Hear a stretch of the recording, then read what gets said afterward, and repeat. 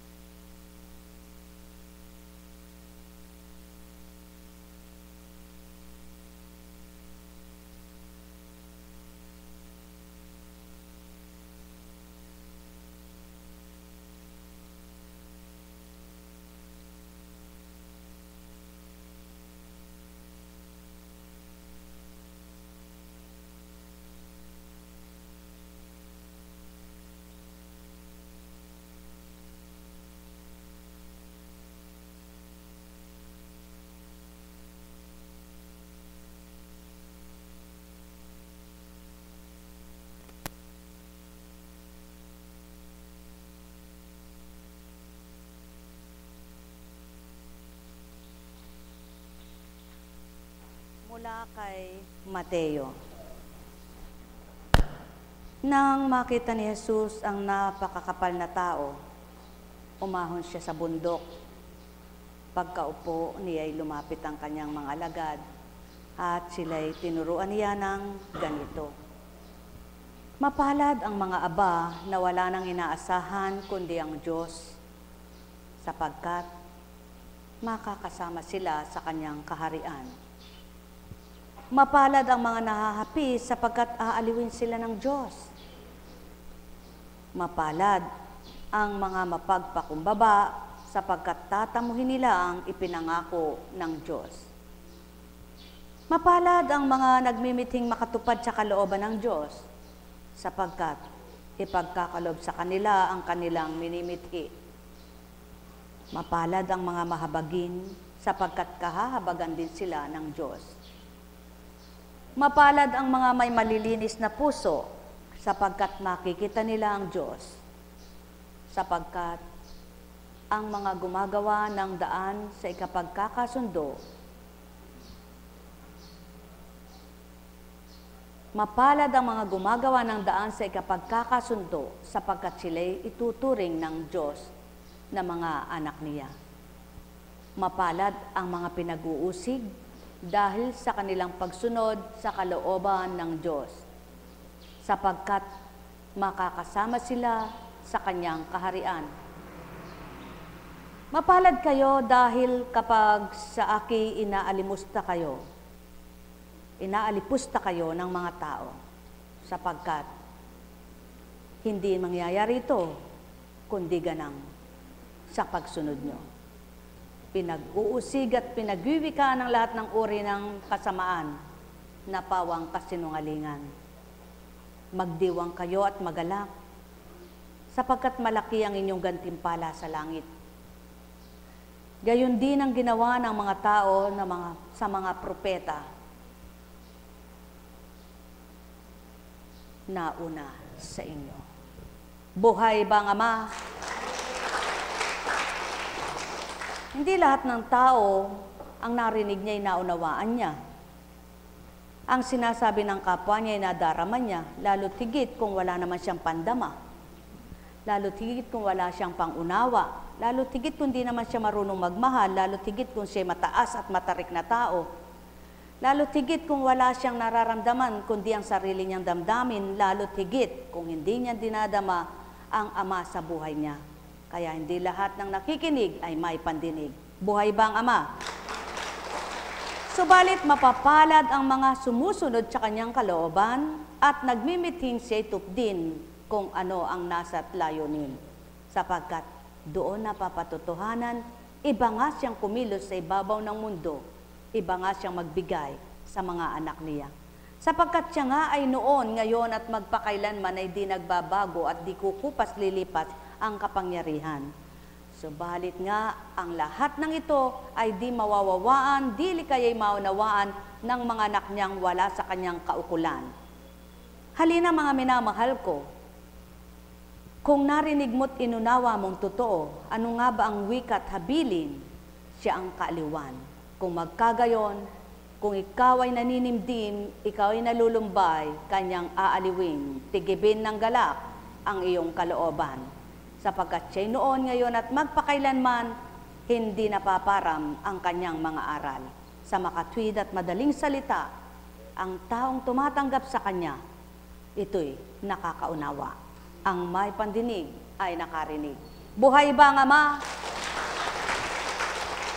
Kung bilang pagkatao ka, mahirap labanan ang iyong damdamin. Kung nasa pagkatao kay mahirap tutulan ang iyong kailooban, ang iyong kaisipan ay hindi mo kayang gamutin. Ngunit kung ikaw ay nakikinig sa Ama at sinusunod mo siya, kay dali niyang baguhin ang iyong pag-iisip at kalooban. Sapagkat siya nga ang nagpapabago ng panahon at siyang magpapabago ng damdamin ng sinuman.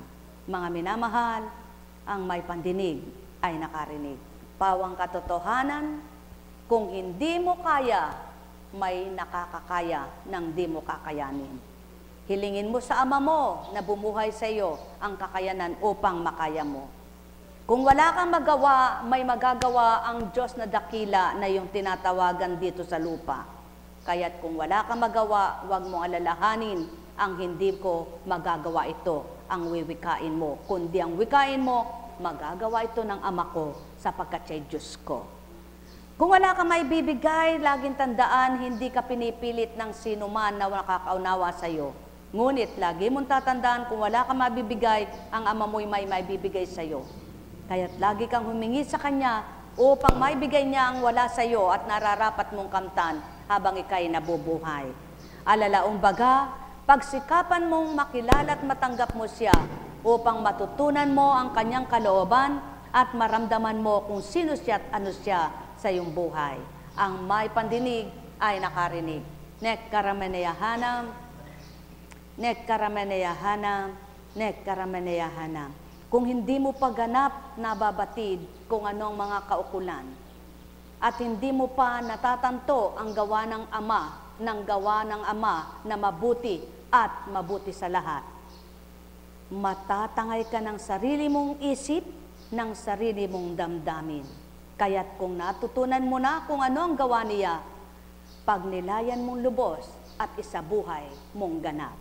Ang may pandinig ay nakarinig. Paano ka nga makakabawi kung puro lumbay at pait ang nararamdaman mo, nalalasap mo? Kaya upang makabawi ka, lasapin mo ang tamis na dulot ng Ama sa buhay mo. Upang sa gayon, maramdaman mo kung paano siya kumilos at sa iyo ay gumagabay, pumapatnubay na totoo. Nek karameneyahanam, nek karameneyahanam, nek karameneyahanam. Kaya't ang mga nararamdaman nyo'y susuriin nyo. Ang pumapasok sa isip nyo'y pagninilayan nyo. Upang kapag natanto nyo, aba, hindi ito sa Diyos ko babawi ka na, balikwas ka na, bumangon ka at sabihin mo, aba, hindi mo ako kayang talunin, may Diyos ako. Kaya kapag nararamdaman mo, Diyos ko, ba't parang nalulumbay ako? Ba't parang nagkakaganito ako? Bakit ganito? Maalala mo ngayon ang sinabi niya, ako ang kaaliwan.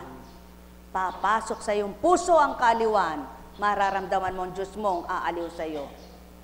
Pag pumapasok sa iyo ang maraming takot, nababahala ka, nag-aalala ka kung ano-ano sinisiksik sa iyo, aba, nanlalamig ka na, pinagpapawisan ka na ng hindi maganda. Bumangon ka at manalita kang, Ama, agawin mo ako, hindi sa iyo ito. At aagawin ka, patutulugin ka niya ng mahimbing. At yan ang dapat ginagawa ng mga taong mananampalataya. Mananampalataya at nananampalataya upang hindi matalo ng sariling katauhan. Kaya nga ibinigay ang Espiritu upang agawin ka sa hindi mo nararapat na gagawin at magagawa sa lupa na ito. Sapagkat ang Ama mo ang tagapagligtas mo, ang Ama mo ang tagapagsuyo mo, ang Ama mo ang tagalakas mo, pagpapalakas at magbibigay lakas, ang Ama mo ang lahat ng mabuti sa iyo. Kaya siyang hanapin mo, damhin mo, tanggapin mo, at pagsumikapan mong gawin kung ano ang kanyang layunin. Ang may pandinig ay nakarinig. Nek karameneyahanam, nek karameneyahanam, nek karameneyahanam. Subukan mo, tao, wika nga niya. Kapag naramdaman mo ang lungkot at patuloy mong dinama ang lungkot, ikaw ay sisikip ang loob. Kapag naisip mo ang buhay at patuloy mong iniisip at di na ibang pag-iisip mo, patuloy kang manghihin at manlalambot. Ngunit kapag inisip mo'y Ama at ang Ama ang sasagip sa iyo, kikilalanin mong lubos siya, iaahon ka niya sa hirap at dusa. Ang may pandinig ay nakarinig. Kaya mapapalad ang nagsusumakit at nagsusumikap na makatalim at makasunod sa kanyang kalooban.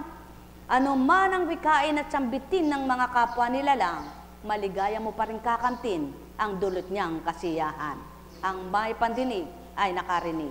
Nek karameneyahanam, nek karameneyahanam, nek karameneyahanam. Kaya ibalik natin ang awitin ng isang pumanaw sa isip lamang.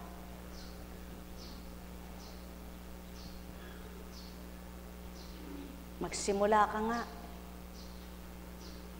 Mahal na kapatid. Sinong nakakaalam yan? Tumindig kayo. Sige, sumunod ka, gitarista. Kaya mo yan. Kang mag-alala, di ka pa susunod.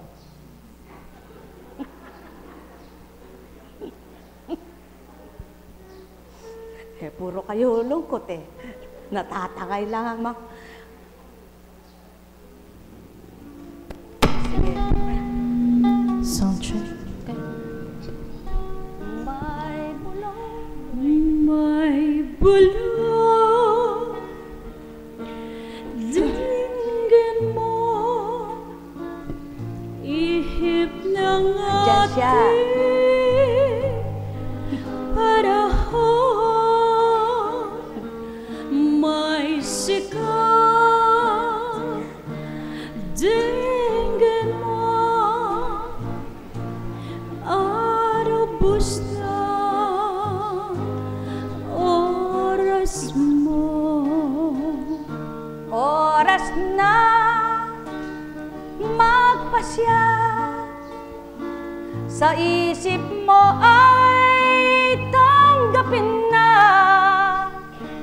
iyong ama na magbibigay ng ligaya sa iyong anak niya.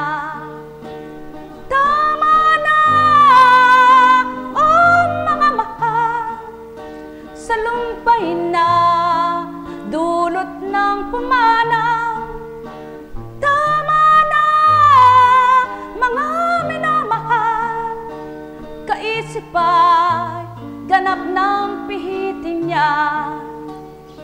Ang lahat ng mabuti siyang itala sa isipan, kamting ganap sa kalooban, pag-ibig ng amang walang maliw.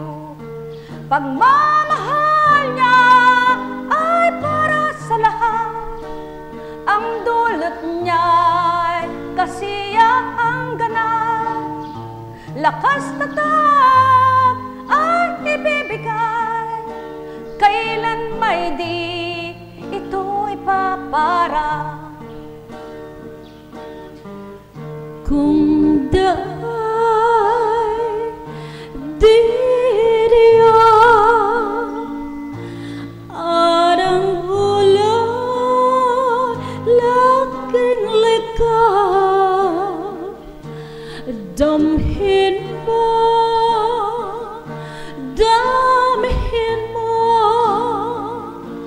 ang landas na puso mo. Damhin niyo iyong ama na nagbibigay ng tuwirang sigla, na kailanman di magbabago, pag-ibig na wagas na alay niya. Halina kayo, mga anak niya, sa puso ay damhing ganap siya. Iaalay kapag kanino man iyong wagas na pagmamahal niya. Yan ang tandaan sa isang pumanaw, na alay niyang tuwirang ginawa, ang kanyang kaisipan inaliw niya at nililimo.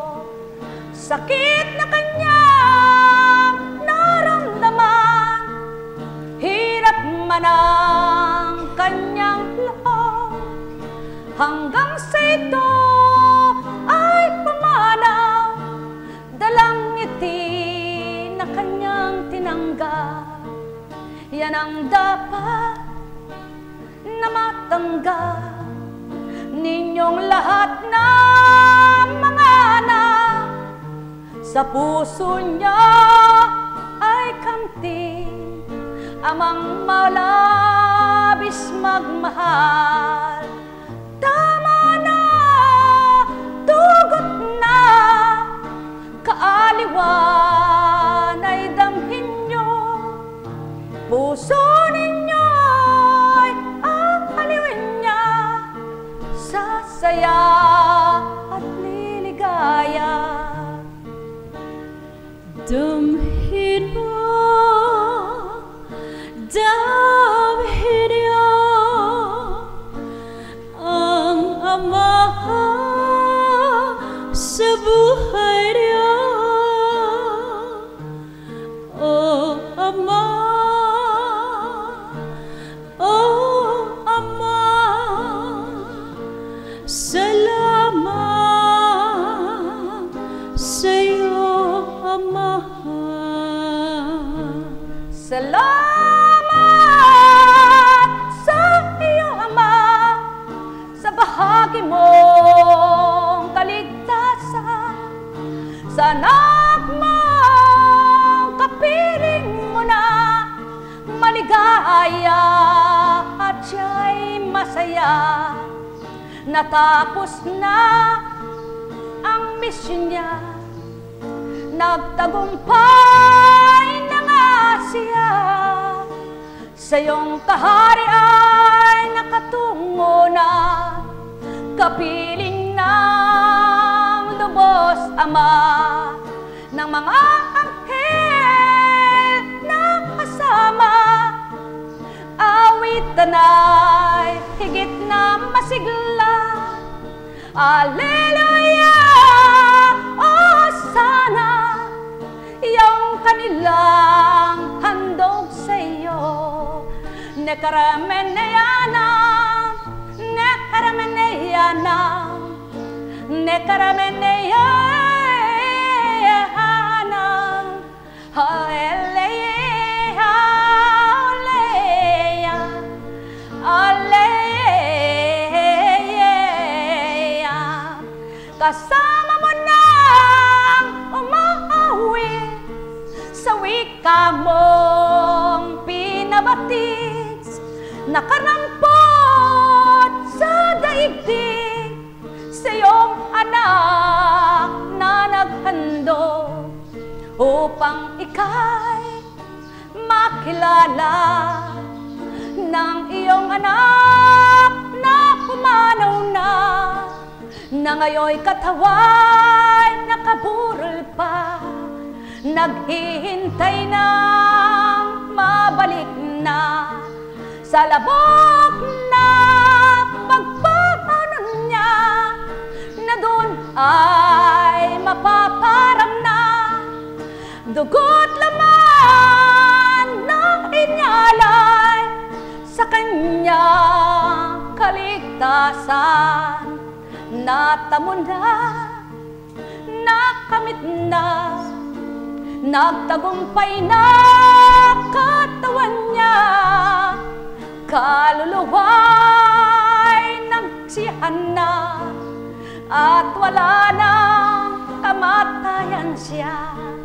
O Ama ko, o Ama ko, kay buti mo, kay huwaga mo, kay dakila mo, kay sarap sabiyo, na tumangga ang iyong mga anak, na naging marapat, naging dapat, na sa iyo ay tumanggap na ganap, upang lubos na makamtan iyong paghahari mo walang baliw. O Ama ko, o Ama ko, nilalaga kung lubos siya, kasama na ng mga kapatid niya, na pinili mo, nagkasama sila, pagkat sila'y anak na kapiling mo na.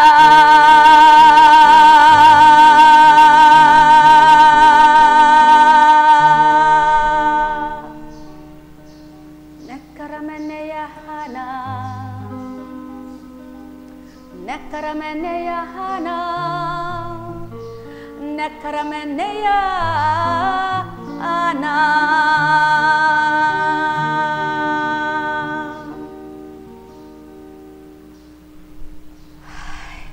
Buhay bang Ama? Buhay bang Diyos? Iiyak-iyak kayo eh, siya nga'y sarap na ng buhay niya. Kaya sabi ko, daya mo naman. Lahat ng mga kapatid mong nagmamahal sa'yo, paiyak-iyak, ikaw naman eh, natatawa ka na dyan. Kaya, maging matalino tayo, ano po? Sabi ng Ama, hindi sa akin ang lumbay, hindi sa akin ang lungkot, hindi sa akin ang hapis, kundi sa akin ay luwalhati, galak, at ligaya. Buhay ba ang Diyos? Kaya, kay buti ng Ama, kay dakila niya, paano magnilay kayo? Paano tao kung wala kang espiritu? Paano ka iaahon sa dusa mo? Paano ka aaliwin sa lumbay mo? Paano ka palalakasin sa kahinaan mo? Paano ka papayapain sa kalituhan at kaguluhan mo? Paano ka pasisiglahin sa nanlalambot na katawan mo? Paano mag-aalab ang pag-ibig sa puso mo? At paano ka tatamuhin ng mabuting gantimpala na dapat ay iyong kamtan? Ang may pandinig ay nakarinig. Sumainyong kapayapaan, mga minamahal. Buhay bang Diyos? Anong sinabi ng Kristo habang siya'y nagpapasan na humahagulgol ang mga lumalapit sa Kanya? Ano ang sinabi? Na habang nakapasan at halos madapa, tumugot kayong magsiluha. Ang tangisan nyo ay ang inyong sarili, huwag ako. Kaya, tumugot kayong magsiluha. Sabi ng Panginoon, bakit po? Kasi po talagang matatangay ka eh. Pagbukas mo ng Facebook, wala kang makikita, kundi mga nag-post ng mga... Sabi ko, ano ba yan? Ako, ayoko na po yan, Ama, ayoko na. Hindi ako makapaglilingkod sa iyo pag ako umiyak na lang ng umiyak. Ayan, sabi niya, pasubali ko sa iyo. Paano mong sasabihin sa isang tao? Lakasan mo loob mo. Sinungaling. Mahina naman loob mo. Paano sinabi mo? Anak, lumaban ka. Sinungaling. Hindi ka naman lumalaban. Pag sinabi mo sa kanya, anak, manalig ka. Sinungaling. Hindi ka naman nananalig sa akin. Masarap bang pagsabihan sinungaling? Hindi po, ano. Kapwa mo, kahit sabihin sa iyong sinungaling, patulad mo rin siyang sinungaling, baliwala. Ngunit yung magsasabi sa iyong sinungaling, ay hindi siya sinungaling kaya nakakatakot. Buhay po ba ang Diyos? Kaya tayong lahat, labanan. Sabi nga, ang hirap labanan. Nararamdaman nyo ba yun? Nararamdaman nyo ba yun? Sabi nga, ay oo, no. Kaya pala, pinakita lang po yan, tama na yan. At pinadama lang po yung tama na yan. Oo nga naman, pinabatid pong tuwiran. Kaya pala, mayroon taong mga nagugupo. Hindi nga pala kayang labanan ng sariling damdamin at sariling kaisipan. Kaya katulad nung may dumulog nung isang araw. Apo, pakibasbasan nyo nga po yun. Kasi po mula po nang namatay yung kanyang asawa na ganyan. Ay, sabi ko, wala sa kanya ang Diyos. Sabihin mo sa kanya, kilalanin niya ang Panginoon. Parang isip niya ay mabago, mapihit, ang mabubuti, ang malinis, ang maganda, ang maisip niya. Huwag ang pangit, huwag ang lungkot, ang manaig sa kanya. Ganyan pala ang Diyos. Kaya, kayong lahat, ano iniisip nyo? Sakit. Pag na-stress, may nadaramdaman ka. Pag na-stress ka, may nararamdaman ka. Ba, Arlen, magkaiba yata ang uniforme mo. Pero palibasa nga po ay, oo nga no. Kahit tingnan mo yung nakasabit ko ngayon, ba't yan din ang aking susuot? Sabi ko ba, si Arlene ginaya ako Hindi po. Patuto lang po minsan Kami kasing dalawa'y nagtatala Nagtatala, wala siya, kaya ako na lang. Kaya may popost ka ngayon, ilipat mo na lang. Ganun po Ganun ang bagay na may pinakikita. Ano po ibig sabihin niyan? Ano po ang ibig sabihin ng mensaheng yun na ba't pati yun ay kasama? May mga senaryong pinakikita ang Diyos na hindi mo kayang limutin ang kapwa mo. Sapagkat may pagkakataon na nililimot mo na siya, may pinakikita pa rin siya. Kaya, kung natatangay ka sa damdamin mo, kung nahihirapan ka sa damdamin mo, at talagang matatangay ka at di mo kaya, alalahanin mo may Diyos na may kakayanan para ikaw ay hanguin niya, iligtas niya, isadsyad niya, at aliwin niya. Buhay ba ang Diyos? Buhay ba ang Diyos? Tapat ba ang Diyos? Totoo ba ang Diyos? Yan, magkakawing. Magputol kayo. Buhay ba ang Diyos? Buhay ba ang Diyos? Sabi nga pag minasdan niyo po yung mga lagad ko na binahagi sa akin ng Panginoon, siyempre po, nagmamahalan kami lahat, di ba? Dapat lang na magmahalan. Dahil talagang dapat magmahalan.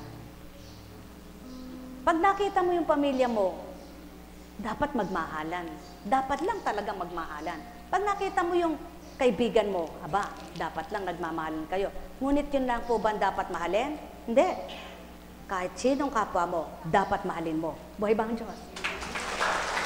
Kaya, para matupad ang gusto ng Diyos na mahalin mo yung kapwa mo, dapat siya damhin mo. Sapagkat pag hindi siyang naramdaman mo, hindi ka matututong magmahal sa hindi mo kaano-ano. Hindi mo kayang mahalin ng di mo kaano-ano, lalo na't bugnutin ka. Mapang-asar naman yung kapwa mo. Hindi mo siya mamahalin, kasusuklaman mo pa. Buhay ba ang Diyos? Totoo ba yan? Totoong-totoo yan. Kung bugnutin ka, hindi mo mamahalin ang kapwa mo, kasusuklaman mo pa't lalo't nakikita mo yung ginagawa niyang asar na asar ka. Baka gusto mong patayin pa. Buhay ba ang Diyos? Kaya, binabago ng Diyos ang damdamin ng tao. Kaya nga sabi niya, mapalad kayong mga nagmamahal. Kaya kung nagmamahal kayo, ang masakit sa inyo, hindi nyo gagawin sa kapwa nyo. At yan ang gusto ng Ama, na bumuhay sa lahat ng may buhay. Hayop nga minamahal, tao pa kaya ang katulad mo? Ang hayop nga pag namatay, iniiyakan mo kang labis na minahal mo. Ang tao pa kayang minamahal mo? Ngunit, ang sabi nga ay patuloy na huwag kayong patangay sa sariling damdamin sapagkat kayo rin ang mahihirapan at masasaktan. Kaya nga, itaas nga ang kamay ng nalulungkot na hindi nahirapan ng loob. Sinungaling. Sapagkat kaya ka nga nalulungkot, nahihirapan ang damdamin mo Kaya para makabawi ka at huwag kang matangay ng damdamin mo at baka ikay mamatay, alisin mo yung lungkot. At paano mo ito magagawa? Hindi mo kaya. Hindi mo kaya. Maging ang galit, hindi mo kayang mag-isang magbago at hindi mo kayang baguhin ang damdamin mong galit at lungkot. Ang Diyos, na kapag tinanggap mo, kaya niya lahat baguhin ang laman ng puso mo. Buhay ba ang Diyos? Buhay ba ang Diyos? Buhay ba ang Diyos? Kaya nga ang paanyaya niya, halik kayo mga anak kong minamahal, tuntunin niyo ang landas na matuwid at tanda ng katotohanan. Yamang ako'y pinakilala at nagpakilala naman ako ng aking anak na nagkakilalanan tayo. Dahil sa Kanya. Tama ba? Kaya, paano Kanyang gagaling? Sabi mo,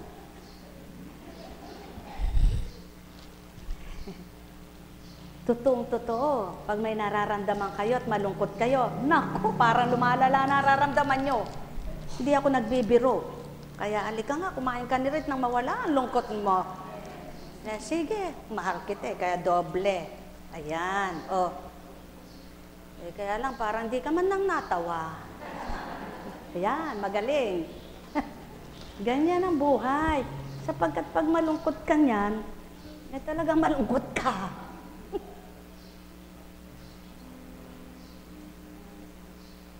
Kung pumunta lang dito nung malakas-lakas ka pa, eh talagang lalakas ka. Ano? Masakit ba? Ha? Masakit? Kaya nga, binigyan kita para malasap mo yung tamis, hindi yung sakit eh. Ano? Buhay ba ang ama? Buhay ba ang ama? Buhay ba ang ama? Oh. Kaya ganyan ang gawin mo pag may masakit, kumain ka. Pagka nalasap mo yung tamis na kinakain mo, nawawala yung nararamdaman mo. O, isa pa. Tingnan ko nga, nalulun mo na. Dagdagan natin.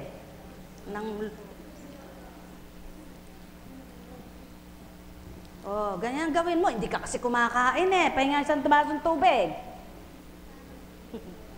Pag gawin mo niya, malakas-lakas ka na. Ano? Oh, o ikaw. Gusto mo rin. Bibigyan rin kita. Ah. Ba? Mataba-taba ka na. Tsaka, parang pwede nang ipinta yung mukha mo. Kasi, noong unang araw mo, parang kahit na magaling na pintor, hindi ka pwedeng oh, sige na. Oh. Ba, parang hindi na madilaw mata mo, no? Ano ba iniinom mong gamot? Totoo? Huwag ka sinungaling. Wala. Ah, ang Diyos ang nagpapagaling sa'yo. Buhay ba ang Diyos? Ay, kala ko ako inom. Oh, inom. Isa pa.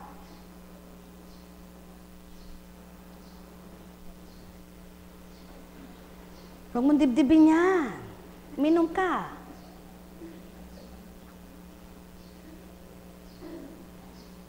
Hindi na yun sa'yo. Doon naman. O, huwag mo na hawakan at ako na. Kung si Apo Kunching lang magpapainom sa'yo, eh sigurado sasabihin mo, susuka po ako. Kaya may kasama siya. No? Ba't di ka nasuka? O, ikaw, diretso, hindi ka na ngayon. Kaya hadlang-hadlang pa. Ayan. Bukas makalawa, kung magtitibay ka, ganito ka na rin lumago. Kulang pa, oh. Ano? Kumusta ka na? Ha? Eh, pag hindi ka sumaya, eh, hindi ka ganyan gagaling. Kailangan sumaya ka. O, kumusta ka na? Parang wala ako narinig. Mabuti na po. Ay, konti pa. Mabuti na po. Ay, parang wala pa. Sige nga. Nga ka kasi nanganga. Hindi. Buhay ba ang Diyos? Amin mahal. O ikaw, naka-obswelto ka lang eh, nakasandal ka ng ganyan. Ha? Sabi niya, ay, masarap ang sandal ko rito. Kasi sa amin eh, kahit puro na lang ako nakaganito, pero hindi para sa ito. Ba't pipiliin kita? Gusto mo maging ganito? O, sige. Oh. Tayo nga isang basong tubig. Pare-pares lang naman, internal lang yung sakit eh. Hindi ko, alam nyo ba yung internal? Hindi nyo alam, kaya yung sinabi ko. Buhay ba ang Diyos? Amin na mahal. Kay buti na mga kay dakila niya, wagas at tapat ang pag-ibig niya. Lagi niyong tatandaan, pag mabubuhay, mabubuhay pa rin. Pag mamamatay, wala nang paraan. Oh, sige.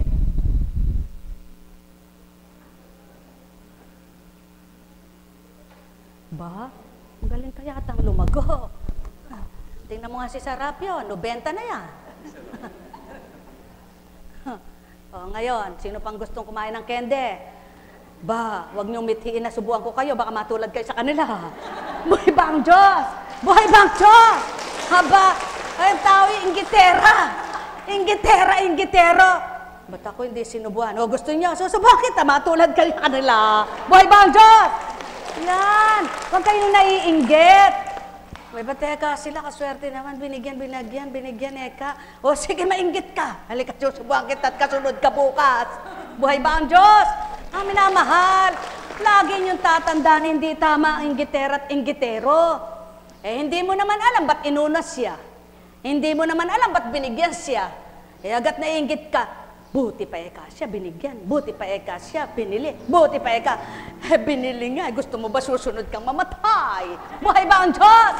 Mga minamahal, kay buti ng Ama, kay dakila niya, lagi niyong tatandaan, ang paghandaan ninyo, ang pagmamahal, wag inggit, wag selos. Nang sa gayon, hindi kayo matanim ng galit sa puso nyo. Kapag nakakita kayo sa kapwa nyo, may binigay. Mahal niya eka talaga yun. Ako eka hindi niya mahal. O sige, ikaw rin ang bibigyan ng bibigyan, ikaw ang mawala ng pera. Gusto mo ba yon? Dapat nagninilay ang tao kung ano nagaganap sa buhay. Para nang sa gayon, kung ikay inggitera at siloso, ay huwag ka namang ganyan. Kundi magnilay ka, mapalad ang nagbibigay. Mapalad ang nagpapakain, mapalad ang nagmamahal, mapalad ang nagpaparaya, mapalad ang mapagpakumbaba, mapalad kung ikay napili ng Diyos na dakila. Buhay ba ang Ama? Pag naglalakad ka nga, nakakarating ka dito hanggang doon. Kahit anong gawin sa iyong pagpapalinis ng katawan, kung ikaw naman lakad na lakad, talaga hindi lilinis yung damit mo. Kasi gusto mo laging naglalakad. Ba't ba mahilig kang maglakad? Ha? Ano ba? Ba't ba lagi ka para ka naman si Samuel Bilibet? Lakad ng lakad. Ano? Kaya yung mga iba, nakikita ka, hindi ka na sinasakay. Kasi, sakay mo maneka yan. Pag binaba mo dun sa makita mo, naglalakad na naman. Sinumbong ko lang sila, no? Buhay ba ang Ama? Mga minamahal, kay buti ng Ama. Naku, sama rin ang mukha mo. Kailangan ay mahatawa-tawa ka naman.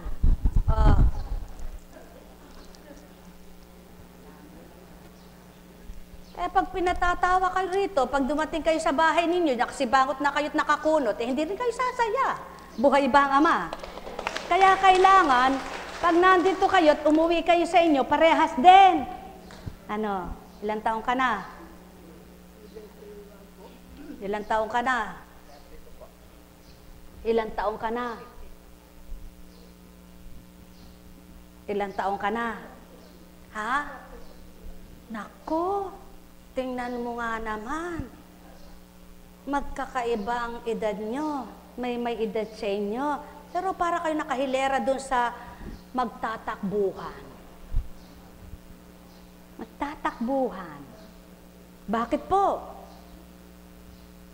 Pag sinabi yung go, tatakbo na kayo.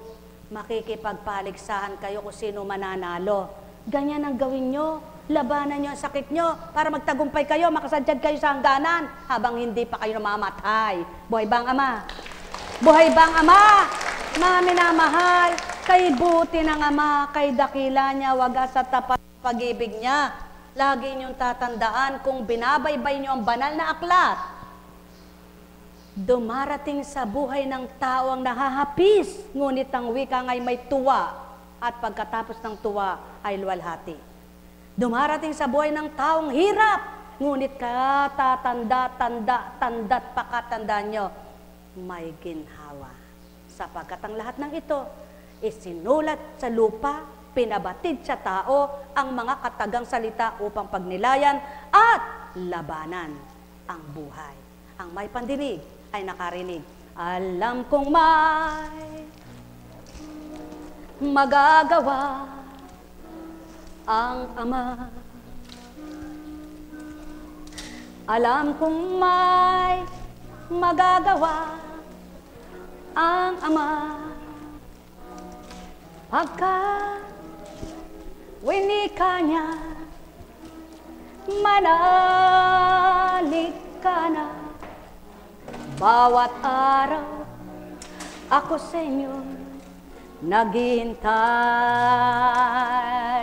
Alam kong di ringgin kayo ng Ama. Alam kong di ringgin kayo ng Ama. Pagkat winika niya, manalig ka na. Bawat araw ako sa inyo, parte-parte, may nakalaan. Parte-parte, mayroong magandang mangyayari sa inyo. Parte-parte, aking mga minamahal.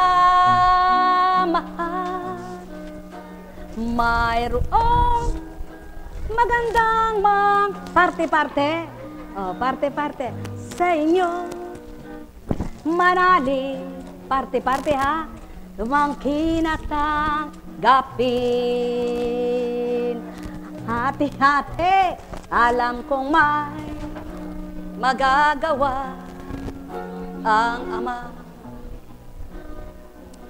Alam kong may magagawa ang Ama.